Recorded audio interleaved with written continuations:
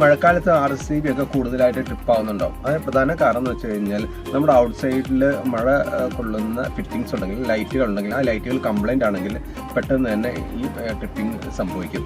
അതുപോലെ തന്നെ ആ ലൈറ്റുകൾ കണക്ട് ചെയ്യാൻ വേണ്ടി ഉപയോഗിച്ചിരിക്കുന്ന ജോയിൻറ്റുകൾ വാട്ടർ പ്രൂഫിംഗ് അല്ലെങ്കിൽ അതിലൂടെയൊക്കെ സപ്ലൈ ലീക്കായിട്ട് ട്രിപ്പ് ആവാനുള്ള സാധ്യതയുണ്ട്.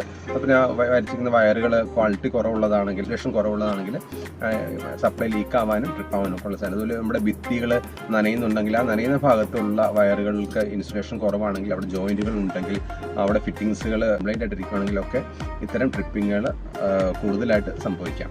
മഴക്കാലം വരുന്നതിന് മുമ്പ് തന്നെ ഇത്തരം കാര്യങ്ങൾ ചെക്ക് ചെയ്യാൻ തുടങ്ങും. ഇൻസുലേഷൻ ടെസ്റ്റ് ചെയ്ത് അല്ലെങ്കിൽ ഒരു ഹെൽത്ത് ചെക്കപ്പ് ചെയ്ത് ഇതിന് പ്രോബ്ലംസ് ഉണ്ടെങ്കിൽ മഴക്കാലത്തിന് മുമ്പ് തന്നെ ആ പ്രശ്നം കണ്ടുപിടിച്ച് സോൾവ് ചെയ്ത് കഴിഞ്ഞാൽ നമുക്ക് മഴക്കാലത്ത് ഒരു എമർജൻസി പവർ ഫെയിലിയർ നമുക്ക് ഒഴിവാക്കാം.